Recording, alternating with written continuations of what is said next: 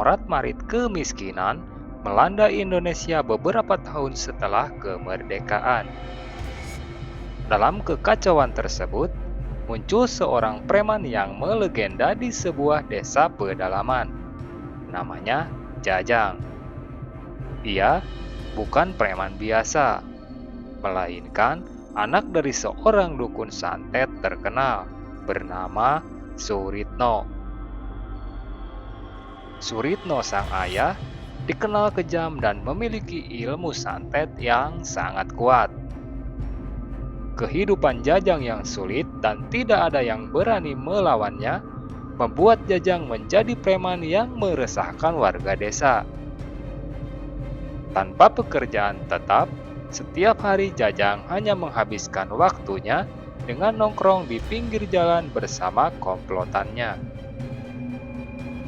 Desa tempat tinggal Jajang merupakan tempat yang jarang terjangkau oleh aparat keamanan pada masa itu. Hukum rimba berlaku, dan kehidupan masyarakat dikuasai oleh para jawara dan preman.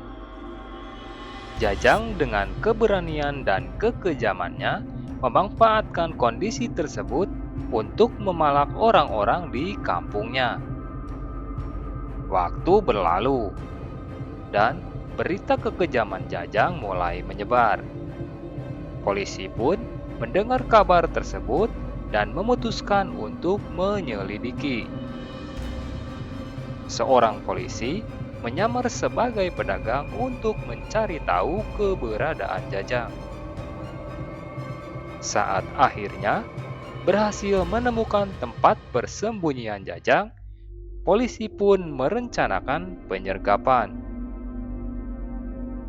Pada suatu malam hujan lebat, para polisi mendobrak pintu gubuk tempat Jajang dan komplotannya berkumpul. Dengan taktik yang terukur, mereka berhasil menangkap Jajang dan komplotannya. Mereka pun dibawa ke penjara. Tetapi Jajang tak tinggal diam. Dengan cerdik, ia mulai menggali terowongan untuk kabur dari penjara. Setelah beberapa minggu, terowongan itu selesai, dan Jajang berhasil kabur, melarikan diri ke hutan, lalu menghilang dari kejaran polisi. Kemudian, Jajang mencari kebebasan dengan merantau ke kota besar Jakarta. Di sana, ia bergabung dengan geng preman paling berbahaya, yaitu geng Kobra, dan melanjutkan aksinya sebagai copet di Pasar Senen.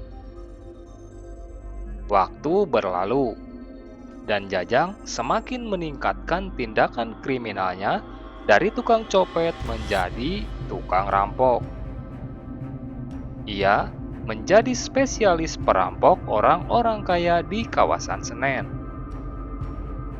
Meskipun hidupnya dipenuhi kejahatan, Jajang memiliki hati yang baik. Ia membagikan sebagian hasil rampokannya kepada orang-orang miskin dan kelaparan di jalanan. Namun, satu tindakan kejam mengubah segalanya. Saat merampok seorang pengusaha, Jajang terpaksa membunuhnya dengan sadis.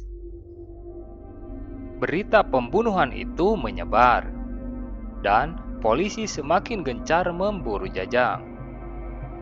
Operasi khusus dan upaya untuk mengalahkan kesaktiannya dilakukan. Namun, Jajang terus berkeliaran. Suatu malam, Jajang digerebek oleh polisi.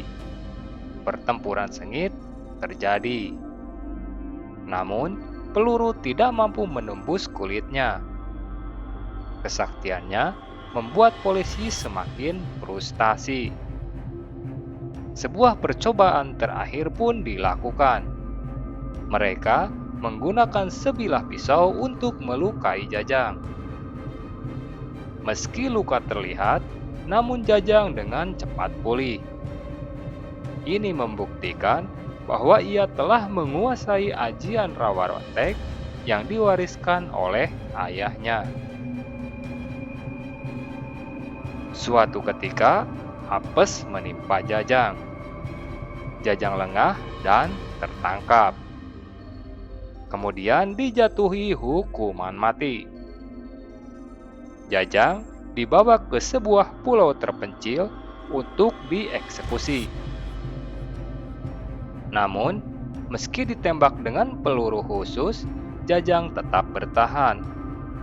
Bahkan, sudah dihujani dengan beberapa peluru, tubuh Jajang sangat kuat dan kebal.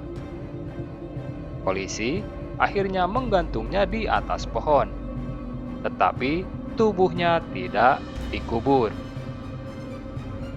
Bertahun-tahun kemudian, jasad Jajang yang mengering tergantung di pohon, menjadi pemandangan yang menyeramkan. Kisah Jajang sang Raja Copet yang sakti berakhir dengan misteri dan legenda. Cerita ini menjadi kenangan akan masa lalu, di mana kehidupan masyarakat masih dipenuhi ketidakpastian dan kekacauan. Demikian rangkaian cerita singkat tentang kisah Raja Copet yang sakti pemilik ajian Rawa Rontek bernama Jajang. Terima kasih sudah menonton video ini sampai selesai. Dan sampai jumpa lagi di video-video selanjutnya.